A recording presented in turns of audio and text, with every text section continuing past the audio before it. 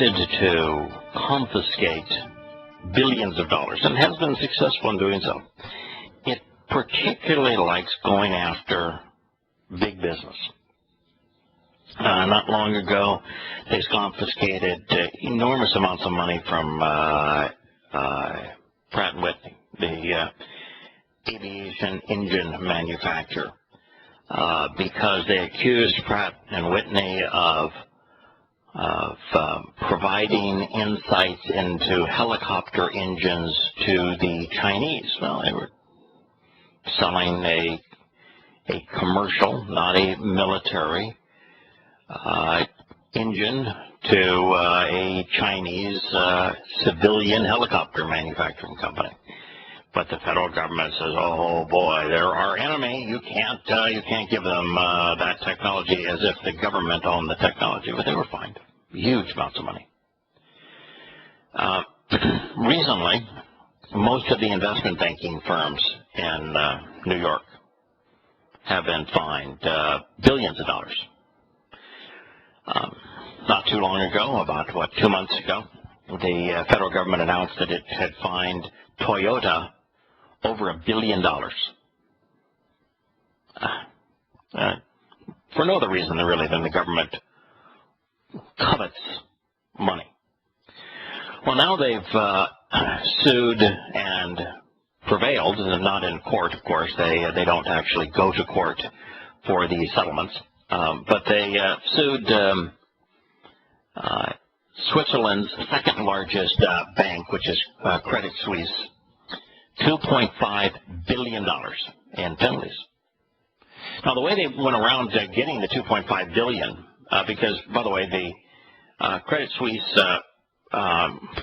what they were suing them for, is for following Swiss law and not divulging personal information about bank accounts.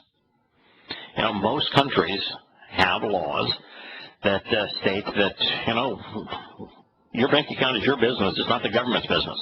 But the U.S. wants to have access to everybody's business. And so they sued Credit Suisse for doing what the Swiss laws dictate, which is to leave financial matters private. But you see, with the financial matters private in a Swiss bank, the U.S. government can't confiscate, don't even know how much money there's there to confiscate of somebody's savings. So they sued them. Now, they didn't take the case to court. What they did instead is said, the New York State will revoke its regulatory license if you don't roll over and play dead.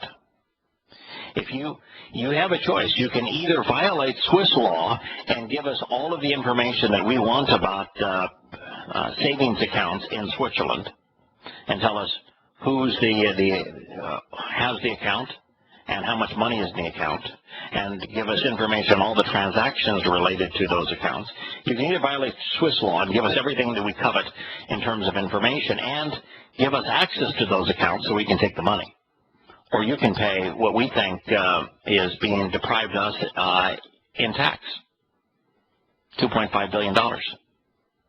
And oh, by the way, if you don't want to play, we'll revoke your license in the state of New York, even though you didn't violate any rules in the state of New York. That's how the government plays. There is a problem with that, beyond the fact that it's immoral and unethical. The problem with that is twofold. One is that you've got a government in the United States that has run amok, that it absolutely thinks that it should control everybody, and everybody's money is their money, and it's not the people who made the money. No, it's not theirs. It's the government's. The government wants their hand in everybody's pocket. That's part of the problem. The other part of the problem is the government is drowning in debt and is looking for any way to take that debt, to resolve their debt. But if you confiscated the wealth of everyone in America, you still wouldn't resolve the deficit. Debt would still be there if you confiscated every penny that everybody had. In fact, it would be worse, because now you would have no incentive to do anything. Now you would know that if you were successful, you become an enemy of the government, and you'll have your wealth stolen. Now, this experience, by the way, went on in Rome. Rome got to the point where there were so many indulgences afforded Roman citizens, the Roman citizens stopped working, and they had the largest military in the world. It sounds like the United States, doesn't it? And they went into debt. And they didn't have, at the time, fiat currency where you could just make pretend money. So what they did is they made their currency, they changed their currency such that the coins, such that they were smaller, representing the same denomination, and they were less pure. Rather than being 99% pure silver, they were like 75% pure silver, and they were reduced in size by about 30%. But that didn't work. Just took more of those coins to buy the things that they used to buy with fewer of them. So the next thing they did is they went to war against the wealthy, and they ran a campaign paying your fair share. And what they did is they confiscated their property, their estates, their savings, and their income. But rather than resolve the issue, it put Rome in a position of bankruptcy, and it could no longer afford to have their military, their hired legions, and shortly thereafter there was no more Rome. We're back to the same situation now. The biggest problem with what the United States is doing with the likes of Toyota and UBS and now Credit Suisse is that when you strong-arm companies and confiscate their earnings, what you do is create an environment where nobody wants to succeed, where there's no incentive to succeed. This was largely the problem with Argentina.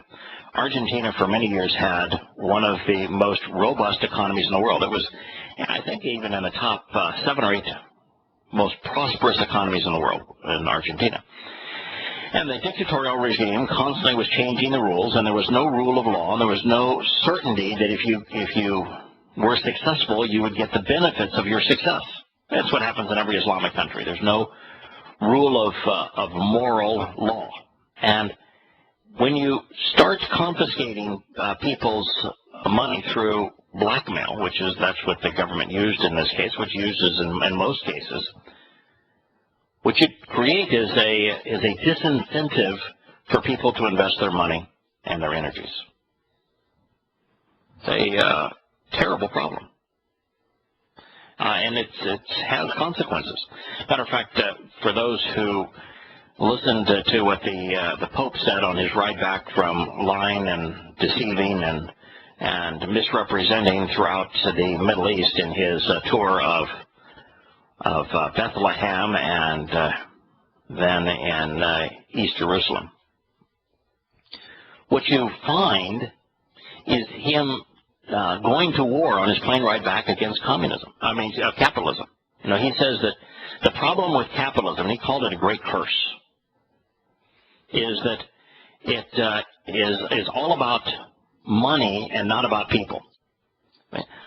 I've said this 1,000 times, and I'm probably going to say it another 1,000 times. This Pope is an absolute nincompoop. The only reason I can even imagine that he is popular is because he's so stupid he appears happy, and because in a faith that is so obviously false, having a village idiot be the clown parroting and puppeting the faith appeals to those who have chosen a religion that is based on obvious lies. Economics systems are all based on the deployment of 3 things: capital, manpower, and tangible assets. Those are the 3 things that are ingredients in every economic system: capital, manpower, and assets. It doesn't matter if the economic system is that of a hunter-gatherer, if it's fascist, if it's socialist, if it's communist, if it's free enterprise. They all use exactly the same components to create an economy. The only difference really is in ownership and control. That really is it. And in that regard, every economic system is capitalistic because they all use capital. Now, the Pope were to go to war against capitalism as if some other economic solution is better, and I think he would promote communism. The problem with that is that all three use exactly the same elements to generate an economy. Capital, money, property, and assets, which are anything from land that is cultivated to factories to equipment, and people that operate or produce in those environments. And all of it is established and traded. The products are purchased and equipment is bought using invested capital. And so to say that the capitalistic system is inhuman, it doesn't take into the human component, is just to be completely oblivious about economics. It's to say that, okay, there's another system out there. So you want an economic system that is human based. Okay, then what's going to be the currency? Who determines where those humans work? Who determines how much those humans are paid for their work? Who invests in the places where those humans work? Who allocates what those humans produce? Who determines where those humans live? If you wanted to have a economic system that is only human based, what is your medium of exchange? What are those humans going to be doing? Where are they going to be doing it? Why are they going to be doing it?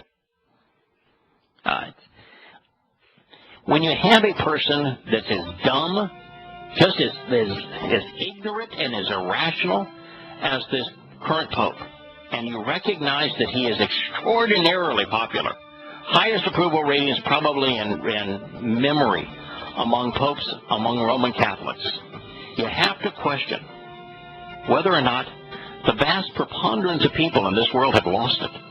Have they all gone to the point where they are universally nincompoops? Is that what we've become?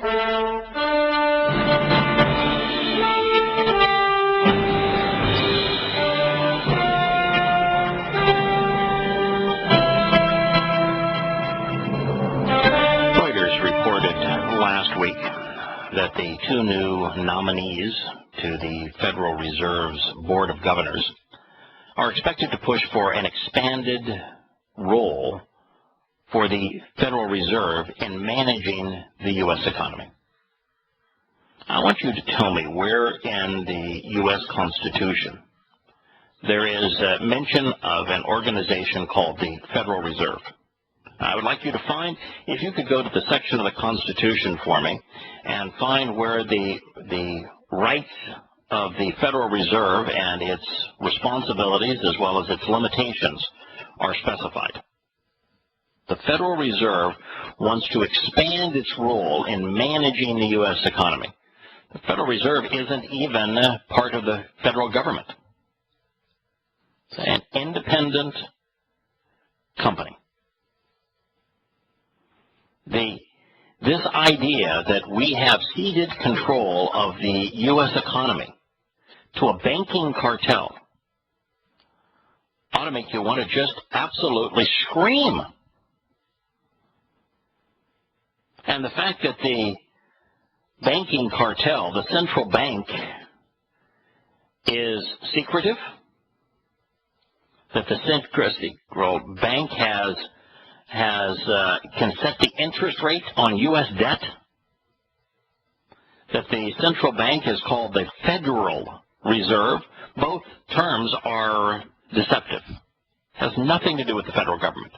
It's not part of the federal government. There is no mandate for it in the U.S. Constitution. And there is no reserve. It's a debt organization. If you look at the dollars that you carry in your pocket, your wallet, or purse, they are promissory notes. They're a liability document. Rather than saying that they are an asset for you, they are actually a liability, and the debt is owed for that liability to the Federal Reserve. And they want to be more active. They want their role expanded in managing the U.S. economy. Now, the U.S. economy ought not be managed. That's the whole idea of the free enterprise system. In the free enterprise system, you do not manage the economy. In a socialistic economy, the government manages the three aspects of economy. They tell the workforce where to go. They own and dictate what happens at factories and on farms, collective farms.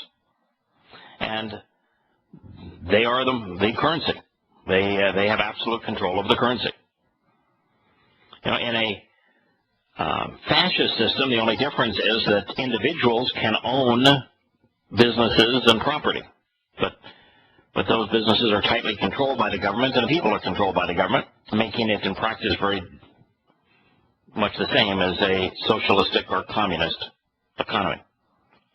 But in a free enterprise economy, the economy ought not be controlled. It's the unseen hand. It's everybody doing what is in their best interest that creates the economy.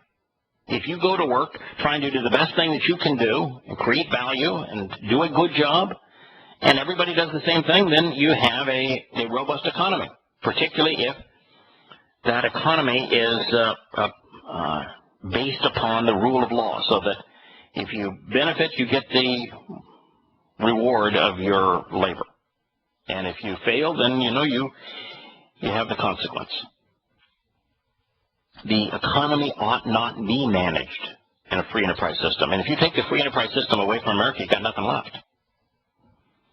It all collapses. Well, they want to replace a raft of current programs with more permanent tools that will enable them to manipulate the economy. The arrival of former Bank of Israel Governor Stanley Fischer and former U.S. Treasury official Bernard are going to add two strong voices to Chair Janet Yellen's view that loose money policy needs to be extended to turn around a slack labor market. This is the idea that was tried in Rome that was so unsuccessful. It's the idea that is failing right now in France, that you can deflate your currency, you can devalue your currency into economic prosperity. Now, I had the opportunity the other day to hear an excerpt of Janet Yellen's commencement speech. And I want to tell you, it was amazing that someone who was that inarticulate would be the head of the Federal Reserve, and yet, nonetheless, it's true. What they are trying to do is unconstitutional, and it is against our interests.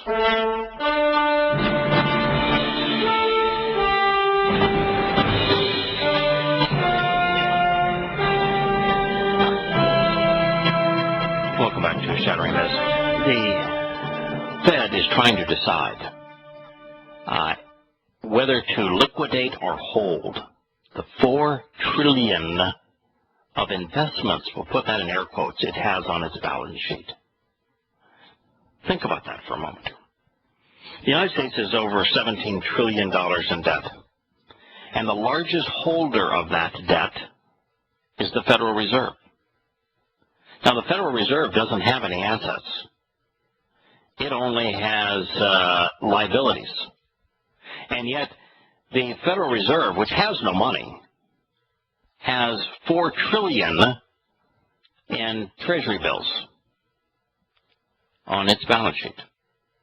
It bought $4 trillion worth of Treasury bills by creating $4 trillion more money.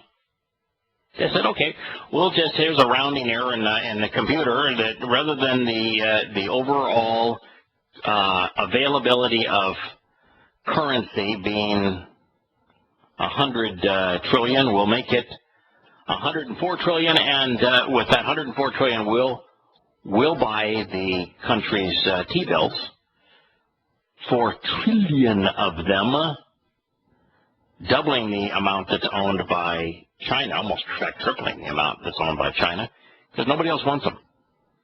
And it's not just the Fed. The government is playing this game too. The Social Security Trust Fund now holds Treasury bills, as does the federal employees' pension plans. The government is buying its own bills because nobody else wants them.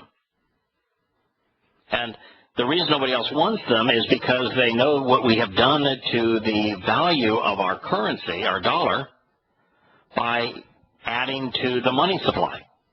When you add to the money supply, you devalue your currency.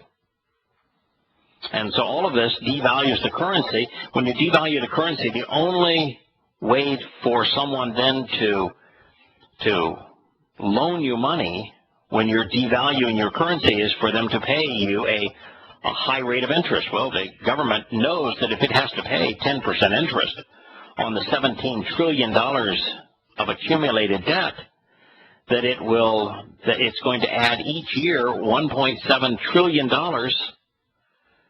to the annual deficit. The annual debt, rather than going up by anywhere from $1 billion, let's say just on average $1 billion a year, now will go up by nearly $3 billion a year. And that $3 billion you need then to get people to borrow, to loan you, and the only way you can get people to loan you that kind of money is to pay them a high rate of interest. So it's a debt spiral. Beyond that, once you get over 100% of accumulated debt to GDP, you're a train wreck. That's for the problem of Greece. It's the problem of Italy. The problem of America. Our debt is now over 100% of our gross domestic product. And as such, you have to pay a higher rate of interest if someone thinks there's a high likelihood that you may not pay the debt at all, that you may go into default. And so here is the Federal Reserve admitting now that it has $4 trillion of investments. Its investments, they're American T-bills, because no one else wants them.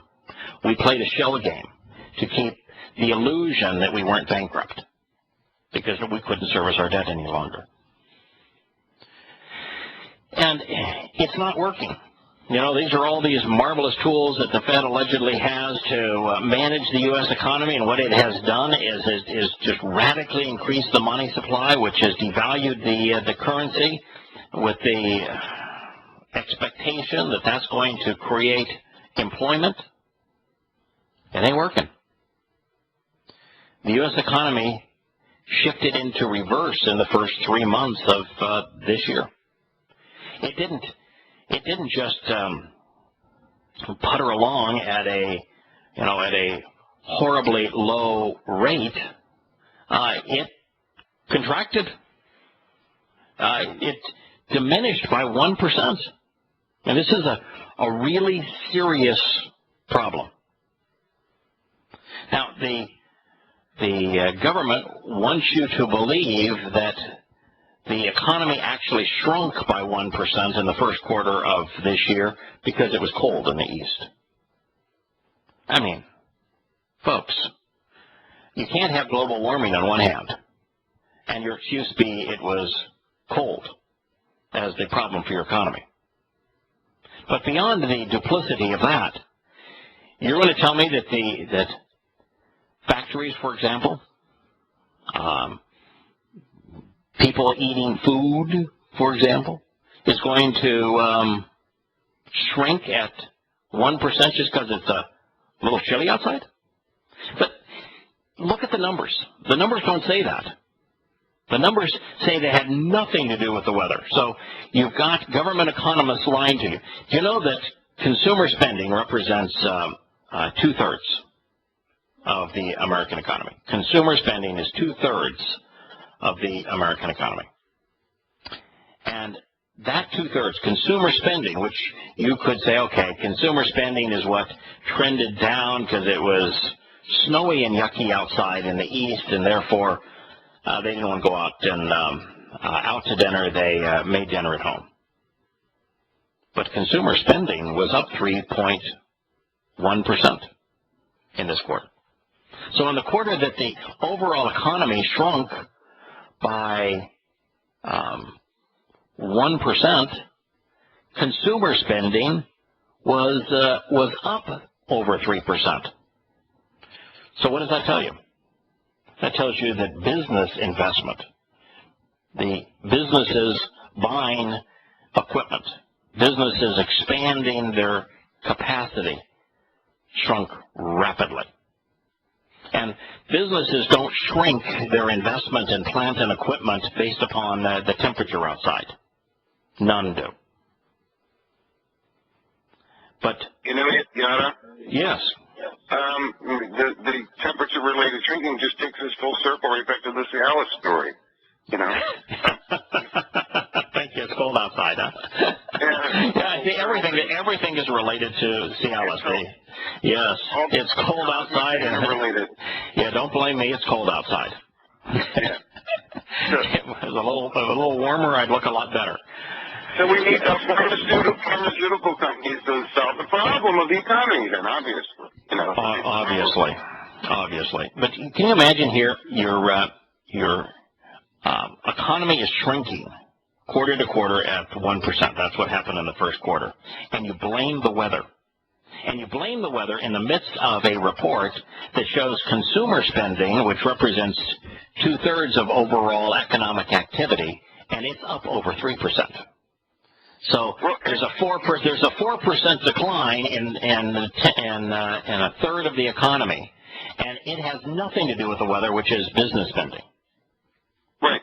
Well, every morning it's gotten more open. I watch the CNBC in the morning, and the talking heads now, almost every morning now, engage at least a couple moments of speculation. I've got a noise in the background. Sorry about that. Yeah. You'll be fine in a second. But the talking heads on CNBC are now, like, on an almost daily basis now, speculating as to what's going on, relative to the, irrational exuberance of the indices, apparently, versus the actual on-the-ground, realities of the physical economy. And every day we're regaled with tech stories and talk about Apple and cell phones. Well, you can't run an economy on cell phones, No, particularly since all those cell phones are manufactured in China. Yeah. So, you can talk all you want about how many cell phones Apple is selling worldwide or how many Samsung is selling worldwide. But they're all made in China. And since there are, even in that regard, there are 7 billion active cell phone accounts worldwide now, there's only 305 to 10 million Americans, so we aren't even a hiccup in the overall cell phone market. But here you've got not only is the economy shrinking, and by the way, the government said, the first quarter of the year is just going to be a wash. We won't have any contraction, no reasonable growth. And they were just blindsided by this.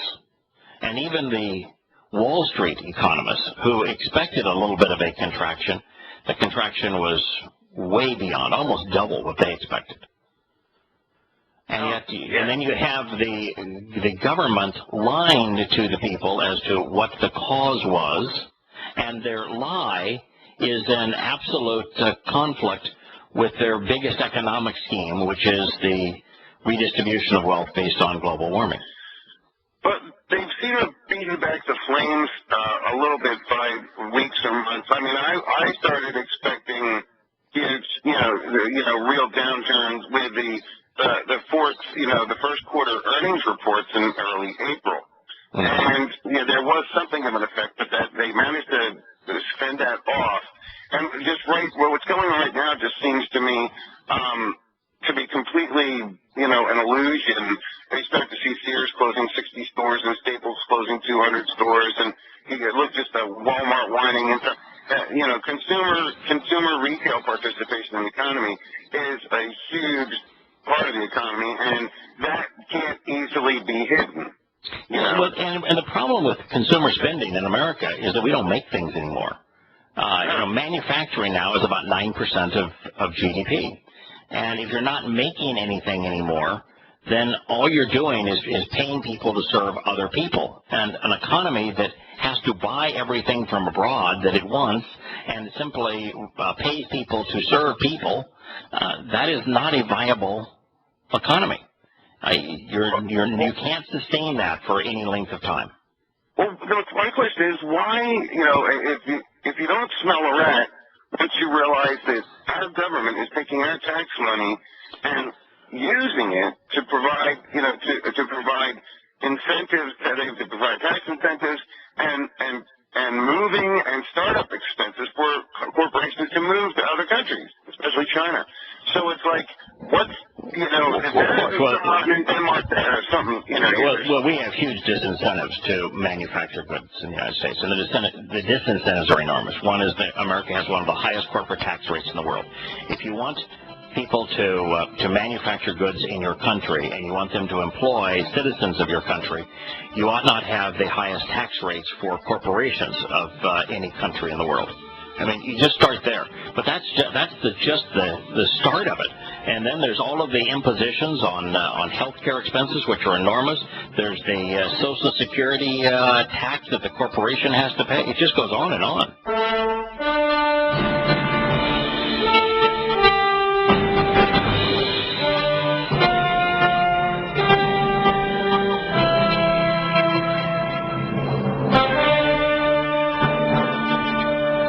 Welcome back to Shattering Myths. There's a war going on in Libya. Not well reported because it's very difficult to have a correspondent in Libya these days.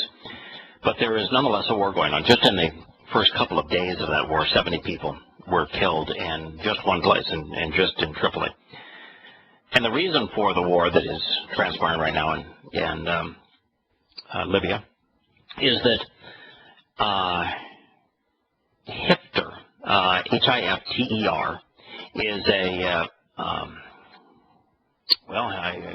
he is a jihadist. He is a warlord in Libya, and he has built one of the largest private militias in Libya. And he used to be, as I understand it, had some association with the Gaddafi government. And he is just decided that one day last week, that he didn't like the fact that there were so many independent Islamic militias in control of various regions throughout Libya, and that there was no central autonomy, that it was really, you go into each region and you're into your own little principality where a warlord and his militia were in charge. So since he had the largest militia, he decided that he would go to war against all of the smaller militias. And he began his militia attack in the parliament, and began it in the capital. And he said, hey, you can trust me, I'm a really good guy, that all I'm trying to do is eliminate the Islamic jihadist militias, and we'll just all be one happy family under my militia, and that'll bring peace and harmony to the country. And he said that the man's plotted this for months, and he said that his goal is to rid the country of the Islamist militias that he accuses of acting like terrorists, as engaging in, this typical Islamic fun stuff: assassination, kidnapping, rape, murder. Rape, yeah, I know I mentioned rape twice, but Islamic terrorists particularly like rape. A line from Blazing Saddles for those who are, I don't know if there's ever any humor in any of this. Maybe I shouldn't have even said it, but it is a line from Blazing Saddles. But nonetheless, that's what he's doing. He has declared himself, and he's the head of an Islamist militia, as the militia of militias, as the warlord of warlords, and that he is now going to war with the other militias, because the other militias, he claims, are murderous, that they're involved in way too many kidnappings and rapes and the like. And so that's what we left when we broke Libya. Now, this alliance, by the way, is this Hifter, who is managing this.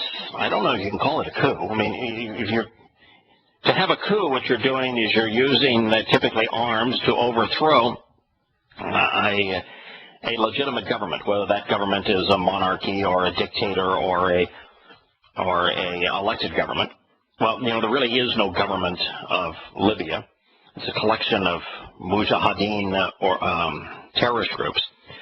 But he is now the king of the terrorists, and literally trying to fight his way to supremacy amongst all the terrorists, because he says, there really is no Libyan military. We can't deploy our military against the terrorist gangs, because really all we are is a collection of terrorist gangs.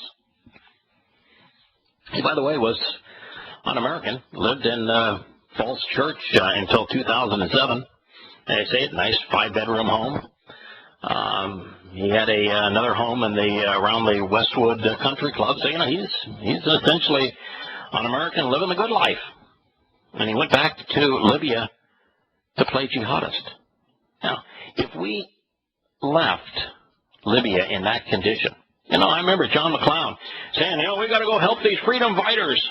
We need to get rid of this madman Muammar Gaddafi. Well, look what the mess you made, John. Look at what you left in its wake.